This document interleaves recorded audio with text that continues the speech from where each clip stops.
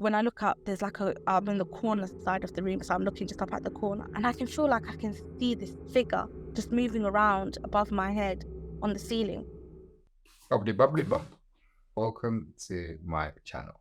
This is like my 10th time retaking this introduction, but welcome to the page. My name is Noro, and I'm not going to long this out. I'm just going to get straight into it. We have one of the most scariest, and I mean the scariest, Jinn story you'd ever hear. And this is episode 1 of a series. This one literally is crazy. This is about how a sister caught a Jinn at a wedding.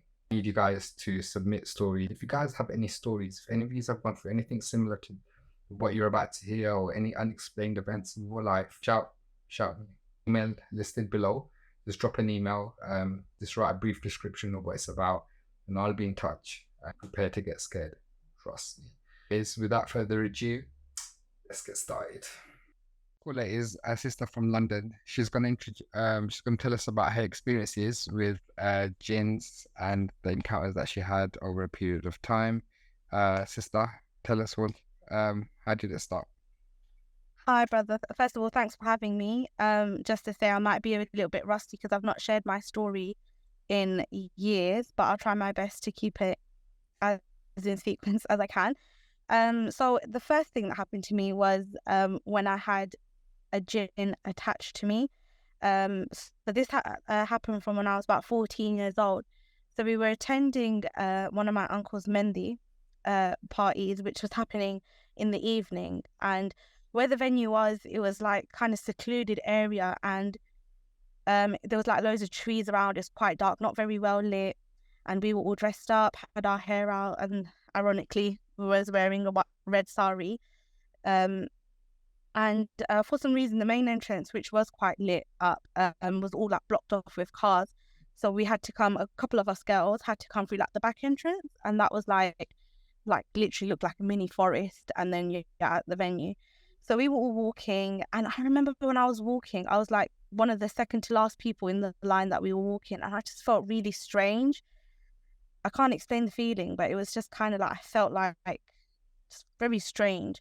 But I kind of shaked off the feeling, whatever. I had a really good time. Sort of came back the next day. I didn't feel any different, but everyone was sort of kept asking me like, "Are you okay? Are you all right?" And I was thinking like, why does everyone keep asking me, "Am I feeling okay? Am I feeling all right?" And supposedly now being out of it, my family member. And I remember I just kept thinking, I want to go home. I want to leave this place. I don't want to be in the wedding house. I just want to leave. I want to go home. And my home was like 2 hours away. And my whole family, mom, sisters, siblings, uncles, aunties, everyone was staying at the wedding house. And I remember thinking, oh, I just want to go home. I just want to go home. I hate this.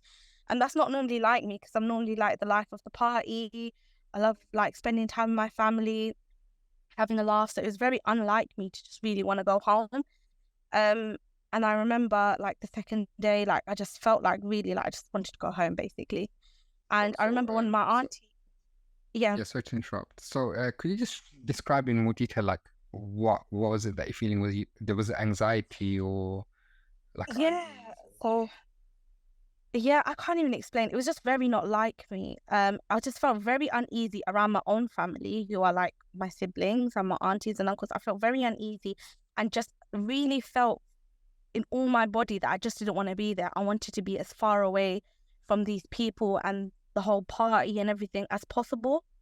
She was really not like me, because I was telling my mum, I want to go home, I want to go home. And she was like, what's wrong with you? And everyone was saying my mood was just really off and my face just looked really grumpy. But for me, I just felt like I wanted to go home.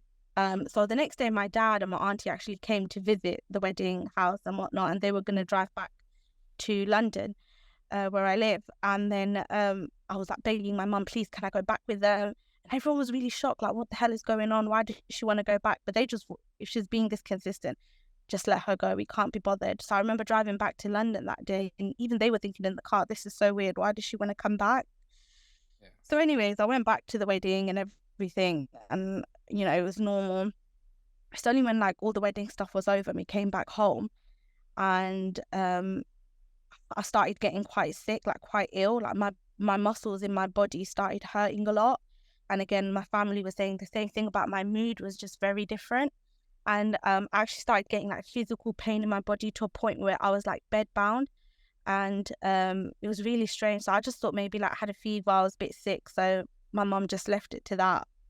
And then suddenly, like throughout the duration of like one night, my muscles started to like, it looked slightly raised above my body. Like, it was like rock solid, hard, and I couldn't move my body properly.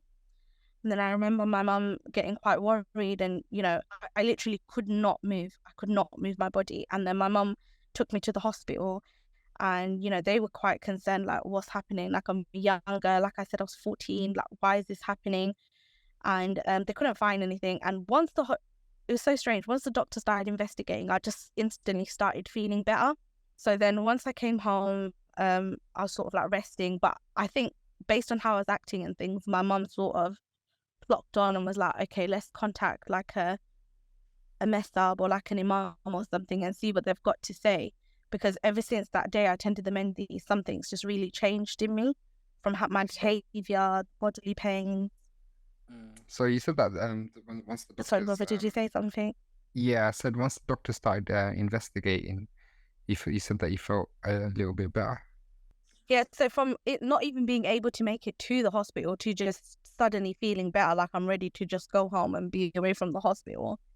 Did they give you any medication? It was just like click off a finger. No medication. They were just like, maybe like I've exerted my body too much. They didn't want to give me anything because I wasn't too sure. Okay. So they sent me home anyways. My mum, like back the next day, I was back to having these body pains. So my mum obviously realised there's something a bit strange going on here, because she was fine and now she's back to the same position, being bedbound. My mood was off. So my mum started contacting the imam.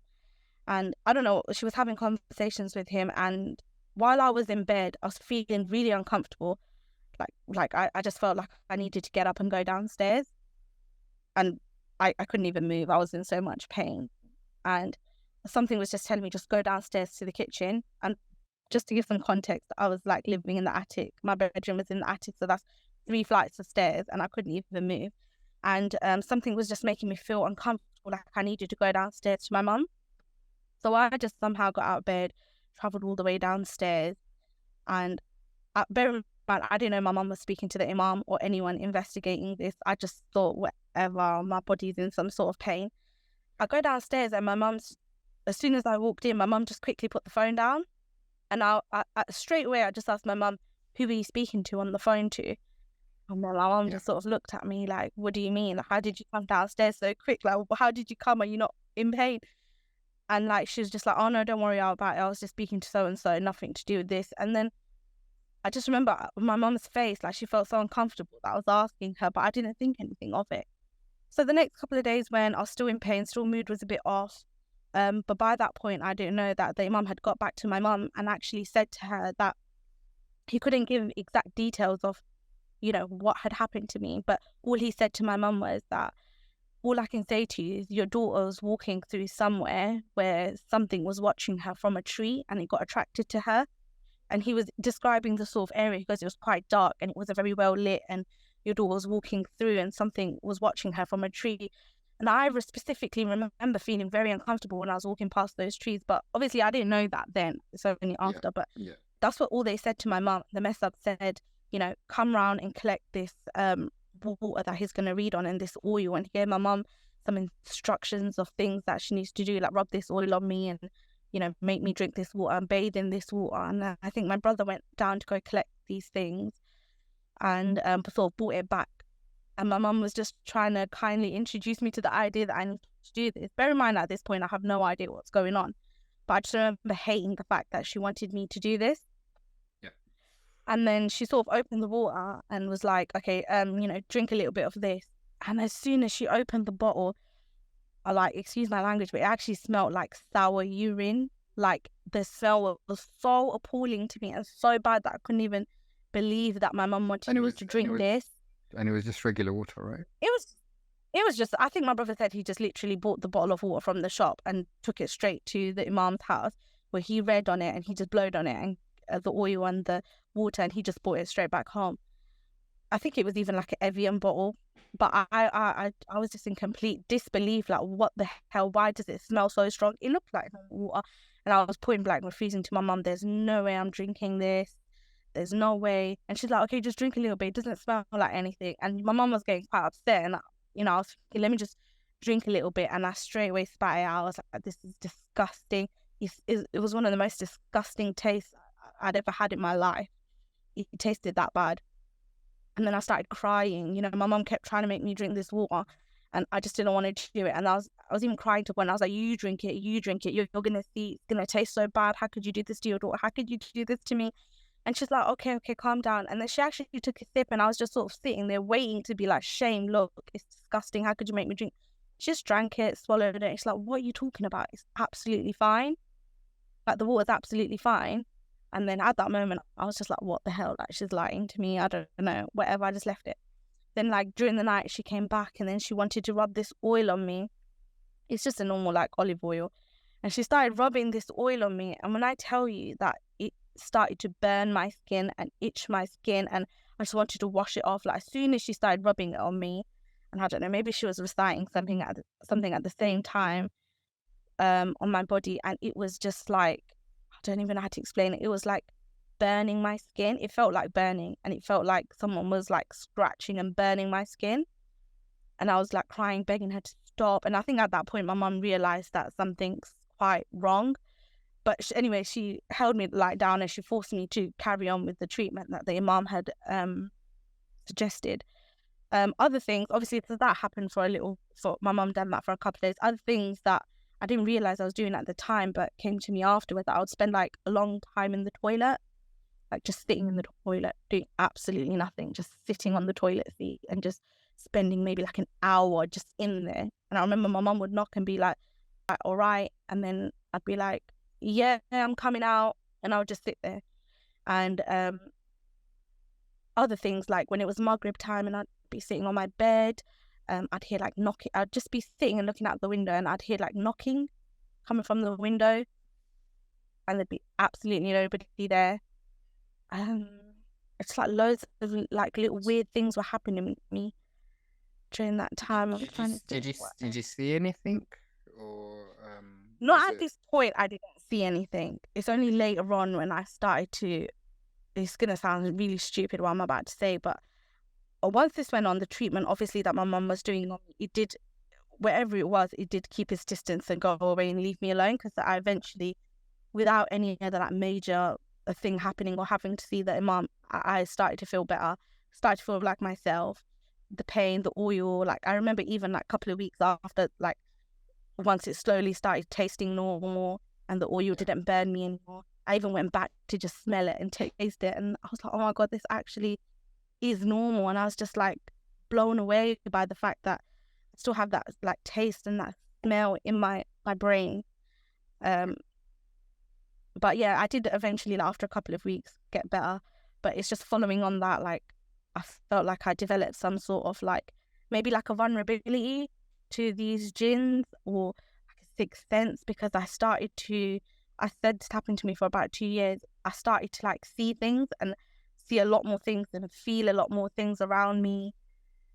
Do you feel like you're more do you feel like you're more in tune with it, or do you feel like it's left its mark, and it was like that particular incident that caused everything else that happened later on? I don't know. It was just during those 2 years. I don't know whether it was the same thing that was picking on me, or whether it just made me really vulnerable to seeing other things. Like, for an example, like a couple of weeks after all of this sort of like blew away, it was like loads of separate events. Like, so for about a good 2 months, I kid you not, brother, like I just saw shadows everywhere. I'd look in my home, outside, at school, just general day-to-day life. It wouldn't be like I'm looking at a direct shadow. I would just be like looking around, and the corner of my eyes, I'd see like shadows, about 6, 7 of them, all in different locations. Like in my home, like I'd be doing the Hoover, and then like in between the door, I'd see something standing there, and then I'd feel something standing behind me, like loads of things just around me. And because this kept happening, I sort of became a bit like immune to it, because it didn't scare me to a point where it was doing anything to me, but I knew that I was seeing things that weren't there. But at the same time, I didn't really want to scare my mum.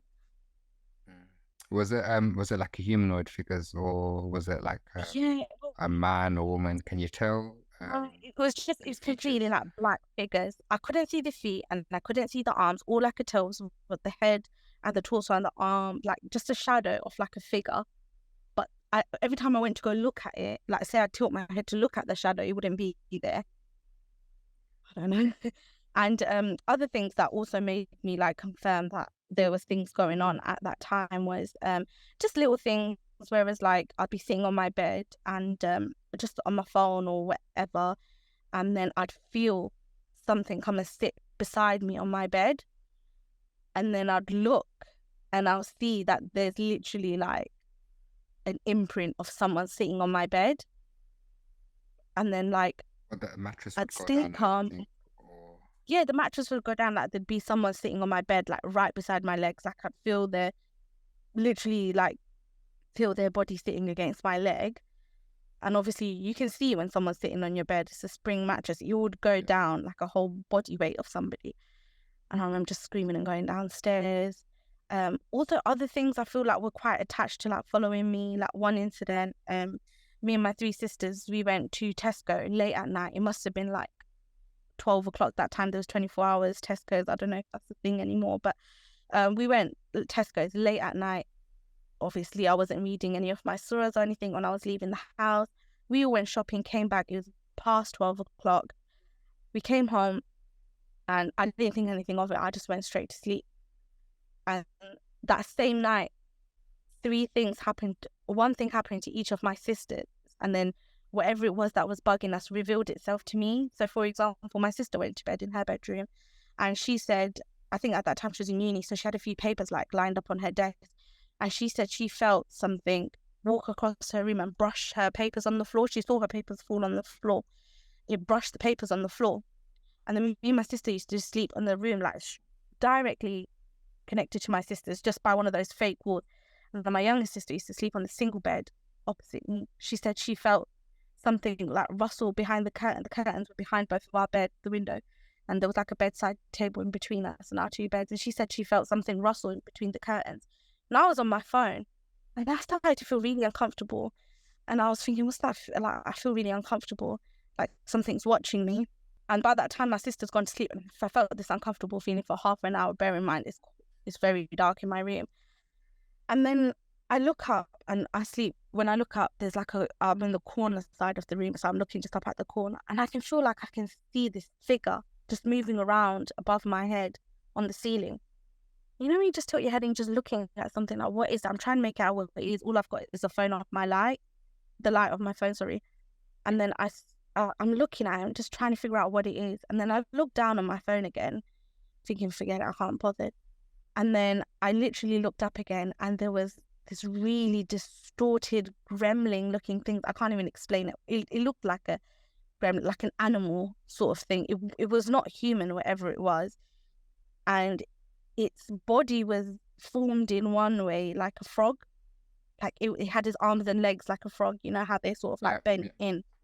Mm-hmm. And his head was completely twisted, facing down towards me. So like the head was upside down to the body, and his head was like hanging and looking directly really close to my face. And I saw it so clearly, and his eyes were like rolled back, and it was just looking directly at me. And it wasn't human. Like, the best I can describe it was like a gremlin, because it was like an animal body shape, but then like a human-y animal face. And it was just sort of looking at me. And I just remember all I could do at that moment, I just closed my eyes and I started, reciting my surahs, and I just started reading Ayatul Kursi and my kalimas and my calls and everything. And I just opened my eyes and there was nothing there. And I remember I just put the duvet over my head and I just tried to go to sleep. And then the next morning we sort of came down. I was ready, to be like, oh my God, never guess what happened. And I was the last one to wake up, and my two sisters were already telling my mom that, oh my God, something so strange happened yesterday in my room. And then I was like, wait, what happened to you guys? And I sort of listened to their story. And then it was just adding up. So it's like it was traveling along all of our rooms to just then reveal itself and scare me. It was just absolutely crazy. And this, like I said, all of these events started happening after this whole attachment happened to me.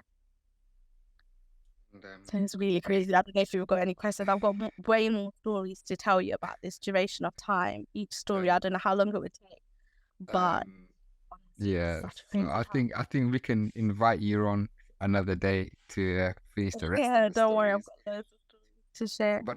But to summarize this though, like are you affected by any of this now? And if not, then how did you overcome it? Because there's a lot of people out there that are going through things, and there's a lot of people that haven't got the ability or don't know the people, the um, personnel to contact if there's any issues. So, what advices would you give them? And if you're still going through it, let us know how you I overcame didn't that. even know.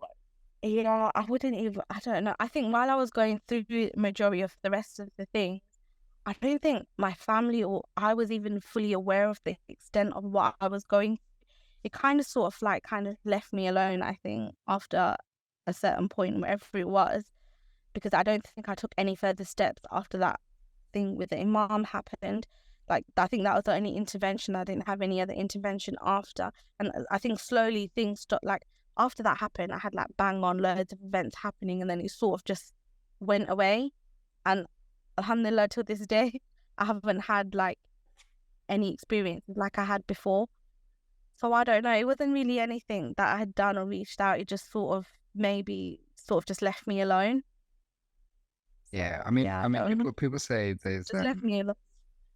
yeah, there's like either incidents in which you know you have an encounter with the jinn, and then there's obviously where people send you or do black magic, and Oh, yeah. and I think from the experiences of what people have told me and the stories I've done so far, like I think there's a difference in between the attachments and how often they sometimes linger with somebody. Like if they're sent, for example, then they feel like they have a job to do, a mission to do, and it's very hard to get rid of them. Whereas if there's a particular encounter, then they can be more likely to just lose interest, if that's the right word. Yeah. I think so. Maybe thank God that he lost this interest in me.